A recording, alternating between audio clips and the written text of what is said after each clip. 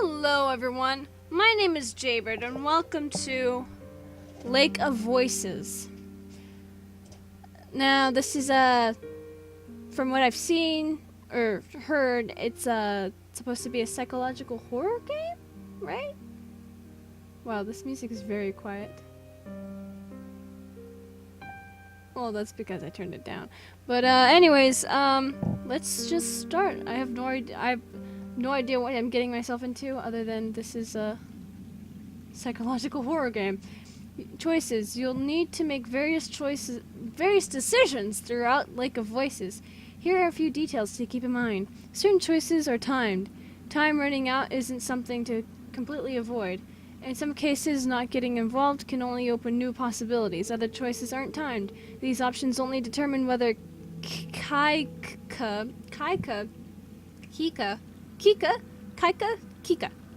I like saying Kika better. Kika sounds like a disease. Kika has any special affection for another character or not. If you survive until the second night, the story will branch into one of 5 different plot lines based on your earlier decisions. Ooh! The other characters cannot manage all situations in the various plot lines regardless of what you do. If a character isn't making it, try getting that plot with a different set of survivors or having the same group of characters venture through some other storyline. Becoming closer to someone can add or remove future choice options and change how some scenes play out. Your decision to build that connection may not go unnoticed by the other characters. Earning the full amount of affection with certain characters can require getting into specific plot lines. Page up key returns to previous text/choice. T key opens full text history. Okay. Oh, sick. My grip on my lantern tightens. Obviously, I'm not going to be looking at a guide for this one, or at least for the first time. Actually, let me turn off my light. I don't need my room to be super bright right now, because it's supposed to be spooky. Besides, I'm playing this during the day, so it's not even that scary, anyways. Well, it's gonna be scary. I hope it's scary. Woo! I'm ready to get spooked. My grip on my lantern tightens as the fog around us thickens. While the forests in this area are relatively safe compared to Sinlos, I can't help but feel my hair stand on end the further we get. Should I save right now? I'm gonna save right now, just in case. My free hand fingers the hilt of my sword. Ew, something akin to a nervous reflex. Have you seen it before? Oh, I didn't know I was gonna be talked to, but okay.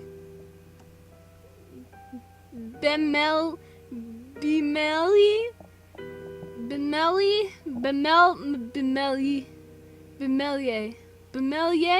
I don't know how to say this name! Breaks the silence, either sensing my unease or assuaging his own. I hope it's the latter. I hope another character pronounces his name so I don't have to. I haven't. I've had no reason to go near this cursed lake until now. What of you? Scratches its chin casually as though I asked what his favorite food is. I traveled a long way around it once before. Not so pleasant. Something about it just frays your nerves.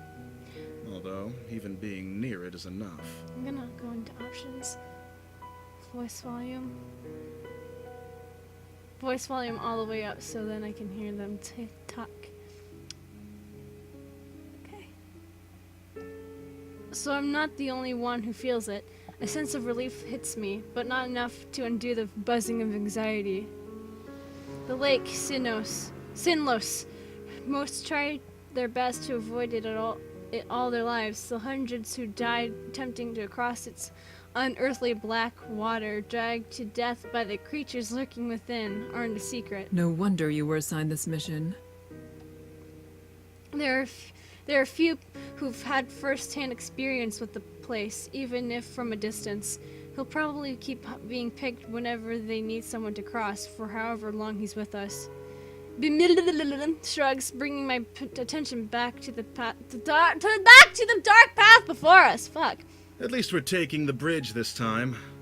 It'll only take 2 days instead of double that, and the sooner this place is behind us, the better. Yeah. It would be preferable not to risk it. But time is of the essence. We don't really have a choice. One of our allied villages, Hemmer, is being harassed by brigaders. Oh, a band of ruffians. We don't have many guards to send as an assist, but only and myself.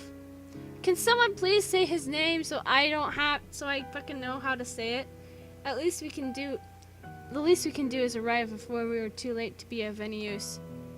These kinds of squabbles happen often, but have to be put down lest they turn into a blood grudge or all-out war.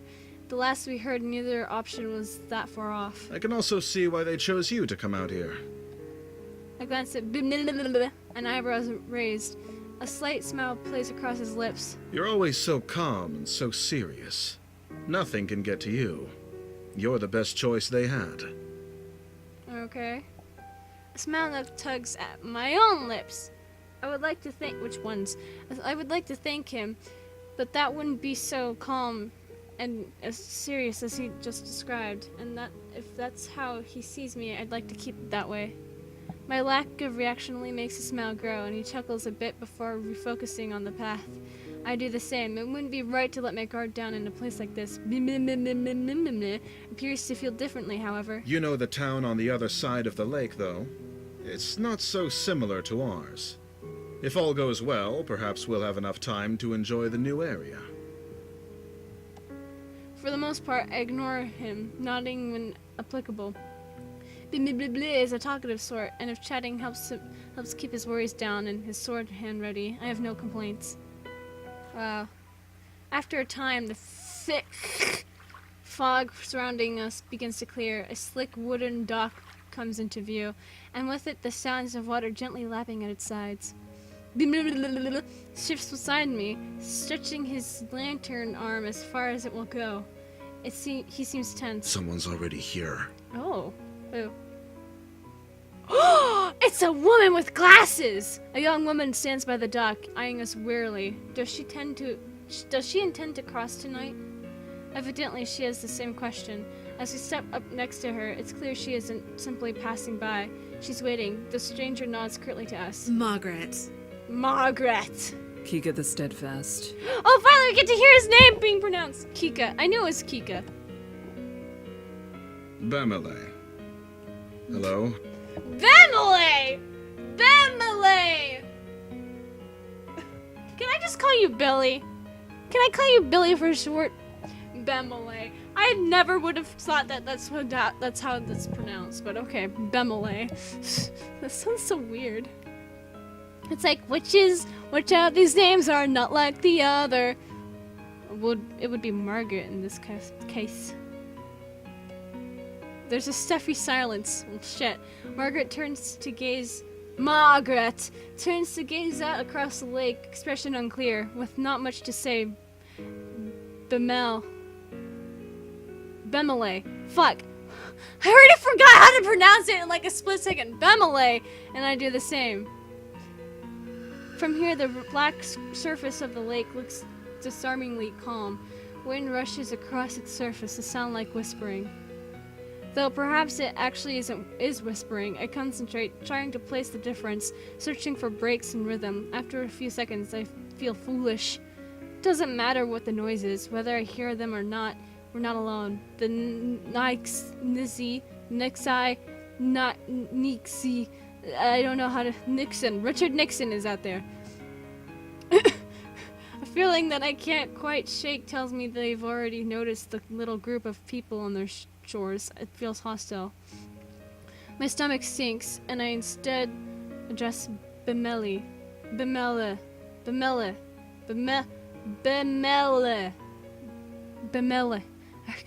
Why did the fuck...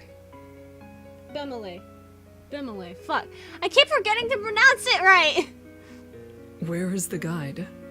Unless he's on the center island, or on the complete other side, your guess is as good as mine. It's dark as pitch out there. is pitch? Panic rises inside me. Panic I try hard to quell. We can't cross without him, and we need to get going soon. You can't cross with him either. Ava, do you want a spot of tea and crumpets?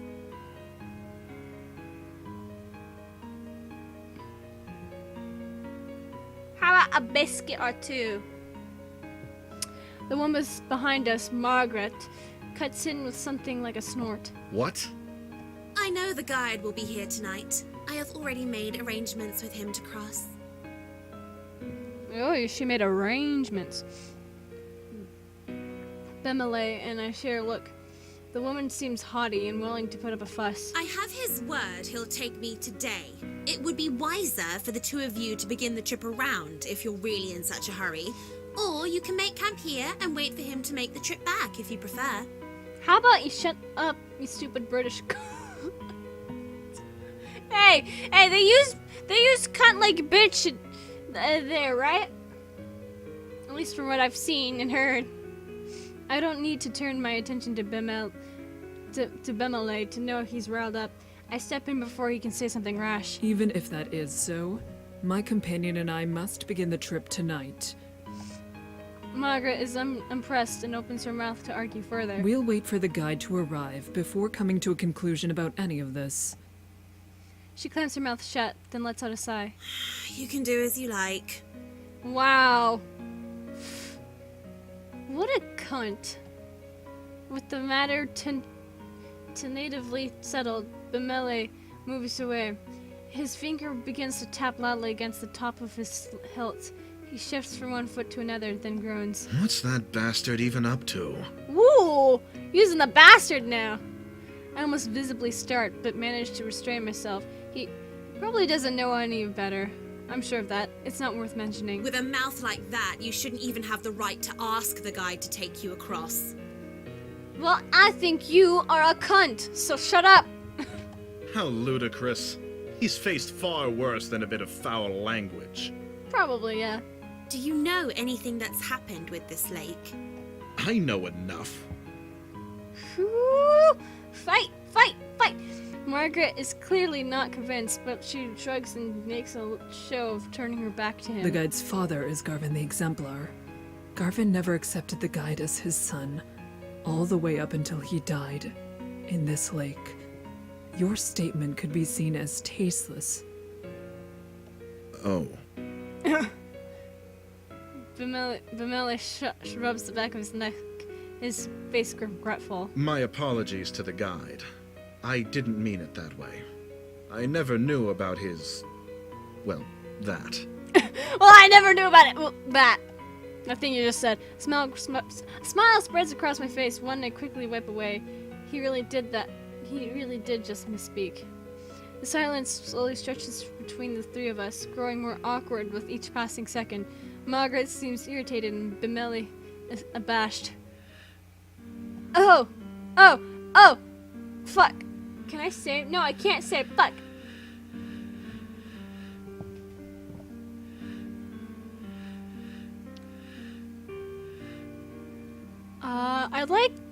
I like this guy right now. Oh, fuck. Screw it, I'm going with this one. I'm sure you're forgiving me. I know you. You are brash but not intentionally cruel. I'm sure all is well. Bemele smiles and claps me on the back. You're a good woman, Kika. Smart, too. You've never been here, yet you knew more of the guy than I did. I know about Garvin, truthfully. Tales of his deeds were some of the only stories my parents ever told. Is that so? You could tell me more about it sometime. Oh. Okay. I pause, unsure how to respond to this type of request. I would like that very much. Oh, look at me! He's blushing! Hell yeah. Yes, I wouldn't mind that. It must wait until after this trip, though. Of course. We should drop this topic sooner rather than later, in any case. Yeah. I agree. Even if there's no harm meant, hearing someone mention Garvin is probably difficult for the guide, no matter what the circumstance. With the topic dropped, we each remained locked inside our own thoughts, not another word passing between us. Eventually, a small light appears on the bridge ahead, gently swaying through the foggy air. It gets closer and closer until it becomes apparent it's a figure carrying a lantern. And that must be the guide, although I can't shake the ghostly aura it gives off. The figure steps onto the shore, but we wait for him to approach us instead of going to meet him. None of us are sure how close to the waters we can get before it is no longer safe. Oh, he's hot. Did I just say that? I didn't mean that. Shut up. Shh. He steps in front of us and simply stares. Are you the guide of Sinlos? The man nods. He has a sharp face and weary eyes. Well, that's grand. We would like an escort across the lake. Bemele notions to the two of us, and Margaret approaches, a strange smile on her face. Hello, it's good to see you again. I'm ready to cross, as we've agreed upon. Wow. The guide turns to face her as well, face remaining unchanged. It must not be a lie. He would have had to say something otherwise. She really does have preference to travel with him. That's a problem. Is there a way we can all begin the trip tonight? Yes, I will allow all three of you to go. But with that many, at least one will die before we reach the other side. Margaret can die, right? Yeah, let's go with her. She'll be the one. I furrow my brow. It's a disturbing addendum, and one offered with little emotion attached. Bemele glares back, asking what we're supposed to do with such circumstances. You should go around. The sentence hangs in the air, the second half unspoken, if you want to live. We don't have time for that. There are people counting on us for protection.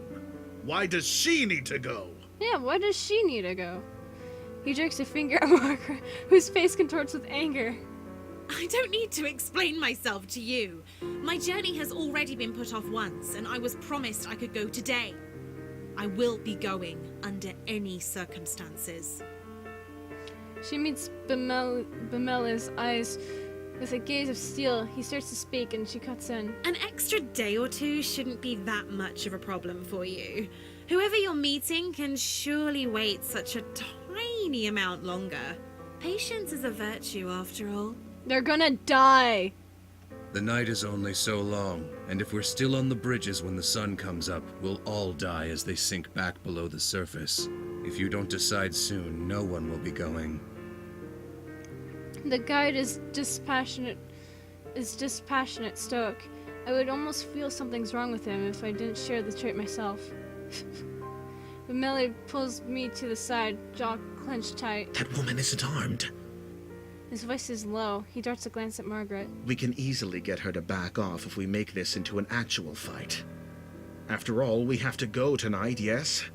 If one of us really is to die, it'll be her. Would staying be a worse fate than her death? I stare at the dock, refusing to meet Bemele's eyes, and I try to keep my voice as level as possible.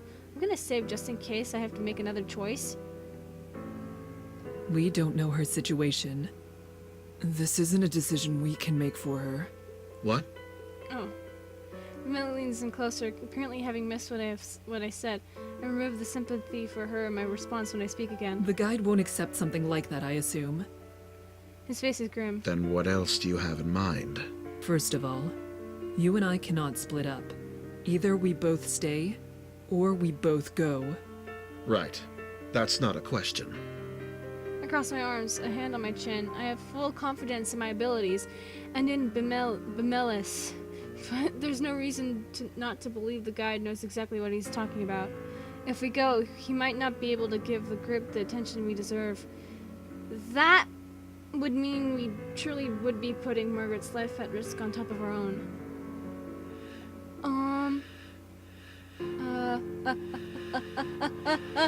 I believe we should go. And I believe you. Okay, at least I saved before I did this.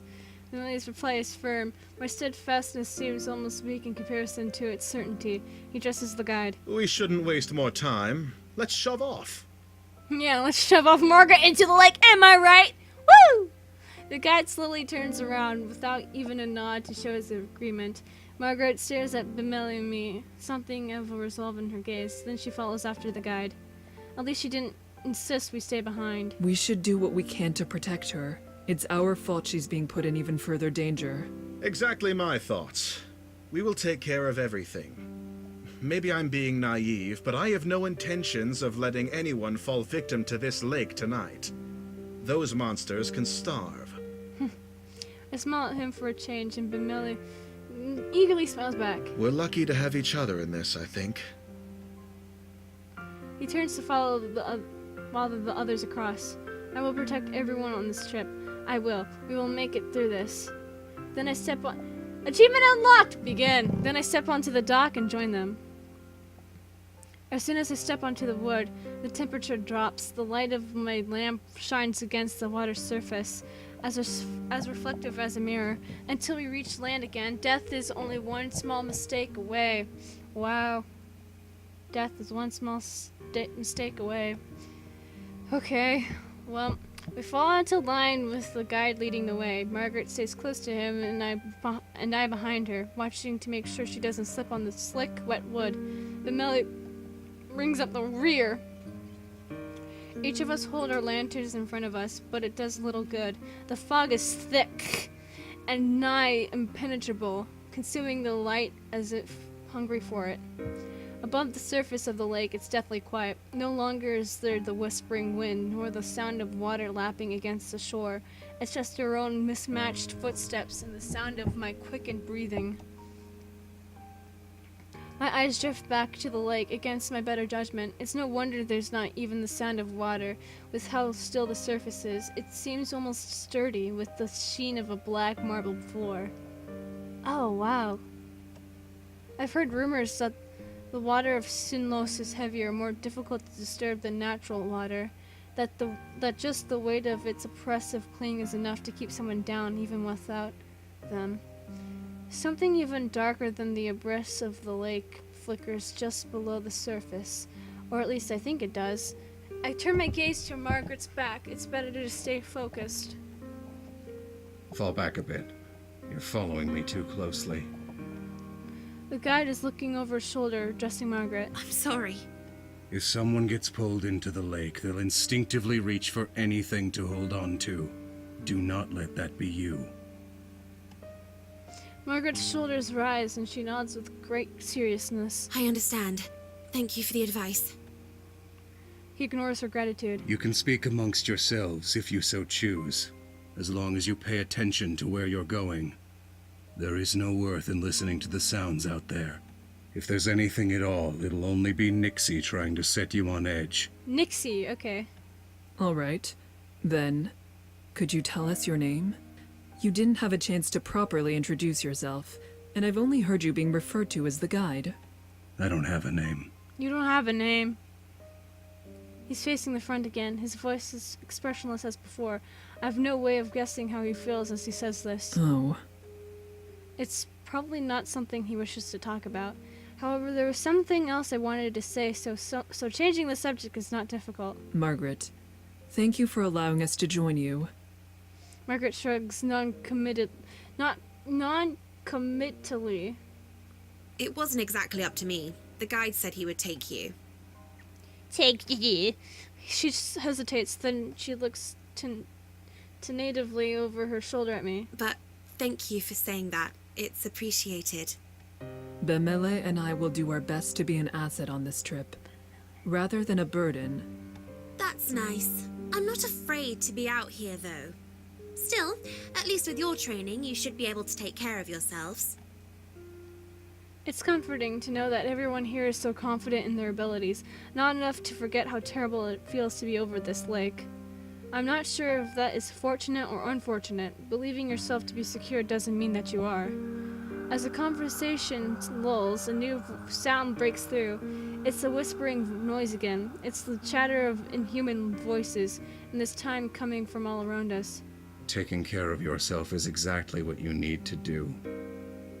The guide is speaking again, except louder, as if to cover the Nixie's voices with his own. Work to survive at all costs, and hope that everyone around you has enough sense to do the same. That's the only way you'll make it to the other side. Margaret nods in response, but I hear a grunt from behind me. Groups tend to go further when they work together to achieve the same goal. The guide doesn't say anything in response to Bimele's grumbling either.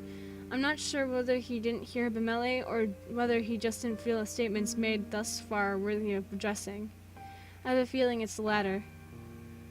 Why is it always the latter? We go around a large bend in the bridge, part of it forking off to another way. I wonder how the guide knows which one of these essentially identical paths is correct when something in the corner of my eye catches my attention. I believe I saw something over there. Keep walking. No need to worry. The guide's voice is calm and level. I decide against pressing the issue, not wanting to set everyone even more on edge. What did he say? Perhaps not wanting the conversation to be caught by the guide, he speaks softly, though. I couldn't quite hear him because of it. Oh, no! I don't like where this is going. I take my eyes off Margaret ahead for a moment to explain it to Bimele and stop dead in my tracks. Only one word is able to escape me in my stunned state. Behind. Behind Bimele stands another figure, looming in the darkness. Seeing my face, Bimele grabs the hilt of his sword. He moves around and staggers swiftly backwards.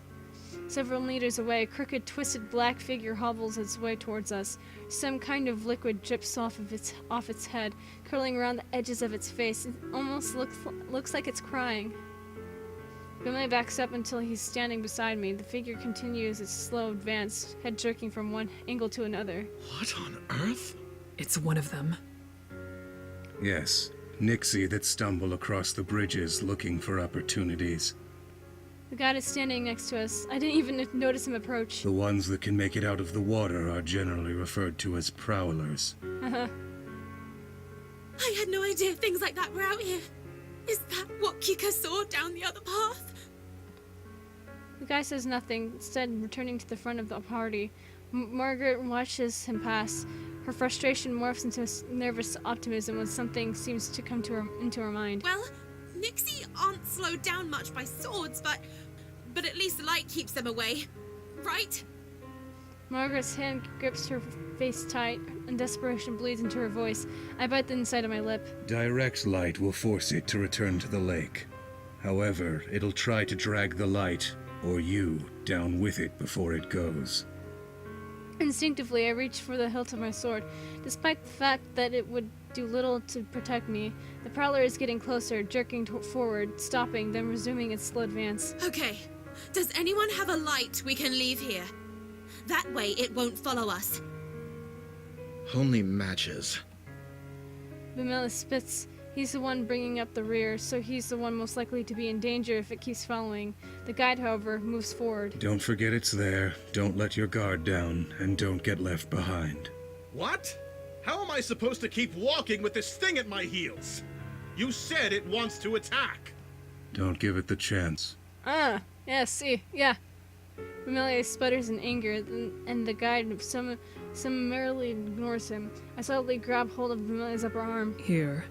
I'll lead you like this, and you can keep your focus solely on the prowler. Make sure it doesn't get too close. Bimele eyes the guide with unresolved hostility, but allows himself to softly sigh in relief. He gazes at me with fondness. At least there's someone I can count on. Wow, thank you. Despite the fact I'm going against his advice, the guide says nothing more. It's clear now that he doesn't give a damn what we end up doing. Some part of me is glad for that.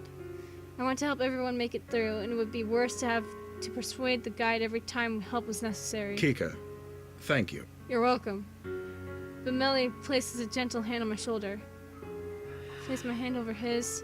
Not seriously. I'm gonna place my hand over his, because why not? I feel Bimele start as I reciprocate his touch, but just as quickly as I smile replaces his shock. The moment is pleasant, a small bomb against a large burn. I harden my expression and Bimele follows suit. He moves his free arm down. I fully link his arm with mine and now properly settled, look forward. Margaret is following the guide with some reluctance, turning back every so often to check on us. I wave my lantern to signal we're catching up.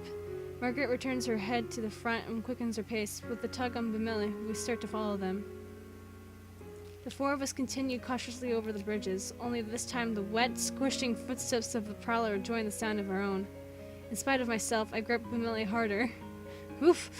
The prowler walks without a set pattern, sometimes fast, sometimes slow. It takes long steps, then short ones.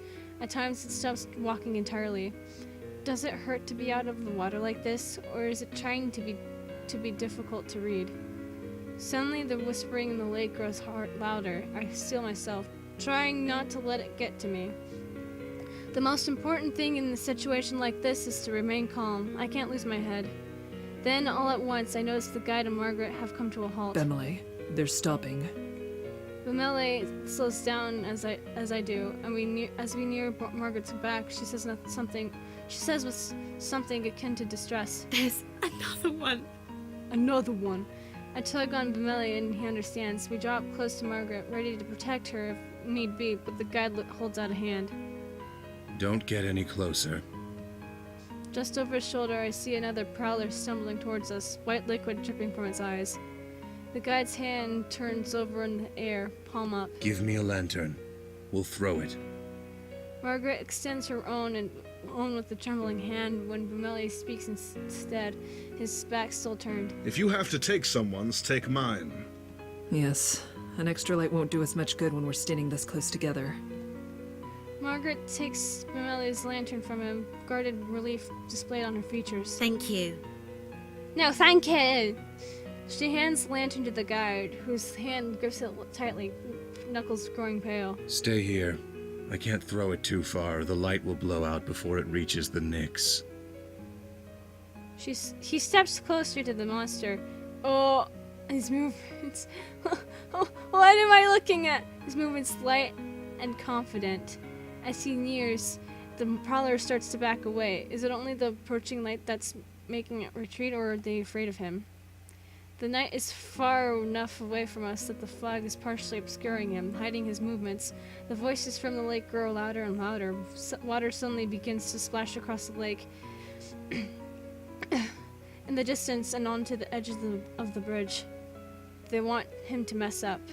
Then suddenly the guide takes multiple long and fast strides forward, throws the lantern, and jumps backwards to regain the lost distance.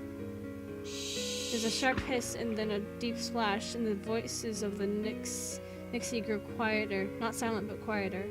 A sigh escapes me, and the guide comes back to her group. We should keep going, before it comes back. I glance at Bemeli and realize he, too, is looking relieved at the guide before us.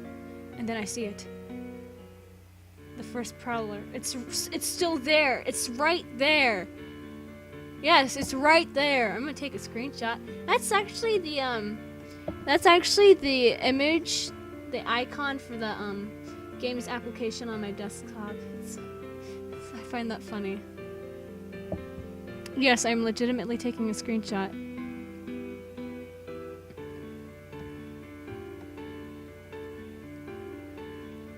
I don't know if I want to keep going or not. Pull Bemeli forward. I shift around, pulling Bemeli behind me. The prowler lunges after him, barely missing Bemeli, but striking my lantern instead. The fire goes out and the two of us are plunged into an unearthly darkness. Then there's a slick splash. I realize the Nyx has retreated into the water. Somehow Bemeli and I are still standing. We're still here. Kika, thank you. I can't respond. Something cold, wet, and slimy has grabbed my ankle. Kick it off. I kick my leg out as fast as I can, and the Nyx's hold slips. I can't pull with the momentum I've gained against it. Margaret rushes to my side, her lantern hanging out towards the Nyx. The light brushes its face. We see it for an instant, its eyes wide, and then it slides back into the smooth surface of the water. Bemeli grabs Margaret and I both, helping us towards the center of the bridge and cussing under his breath. I only looked away for 1 second. It's fine, Bemeli. We're all fine. Bemeli. Are you actually alright? Probably not. Margaret cocks her head down, examining my ankle, but there's nothing but a wet smudge around my trousers. I am fine. I say that, though I don't actually want to let go of Bemele. I need to, in order to light our lantern and provide us actual safety, but I feel such a strong desire to not be alone in this moment. I shake my head roughly and let go of him, relighting the lantern as fast as I am able. Kika, thank you. Again. You saved my life. I won't let this happen again. Okay. Yes. Yes. It would be good for all of us to pay more attention. Yeah, and we lost our guide. Margaret nods solemnly. Suddenly, it seems like we're all on the same side. It isn't only Bemele and I. She is with us in more than simply presence. The guy's voice, as cold as the monster's grasp, ends my train of thought. We lost the lantern I threw, and Nyx grabbed it after the light went out. Margaret makes a noise. I glance over, wondering whether she's upset, but there's a small smile on her face instead. It's better than them taking anything else. A nervous laugh bubbles up out of me, and just as quickly stops. Bemele chuckles in response, and our collective tension eases up, the adrenaline draining from our bodies. Next time, bring a lot, like a shit ton, like 12 pack of lanterns or something like that. 50 pack of lanterns. We need to keep walking. Or like bring those like those like little Chinese, Japanese like little paper lanterns, so then like they're easier to transport, and you just pull them out and boom, bam, light them up, boom, lantern. The guide starts down the bridge again, and we join him. I try to clamp down on the relief, the ease that wants to flood my head. It's not over. The prowler's gone, but so is Bemele's lantern. You can stay near me, Bemele, Bemele. since your lantern is lost. I keep saying Bemele. It's Bellamy. I appreciate it. Margaret goes on ahead of us. Bellamy stays by my side as I keep at the end of wine. The breath of release for Margaret and Bemele is quickly swallowed by the somber atmosphere of Sinlos as well, replaced by the gravity of the near-death experience. Well, guys, I think I'm gonna end it here. I know it's a really awkward place to end it off at, but like I honestly don't know where a good place to leave this off at is, because I think it's just gonna keep going and going and going. So, with that being said, if you guys enjoyed this episode of Lake of Voices and you want to see more and you're excited for more, then leave a like down below, leave a comment down below, share it with your friends, subscribe if you haven't, ring that notification bell, and remember, die safely. Bye-bye!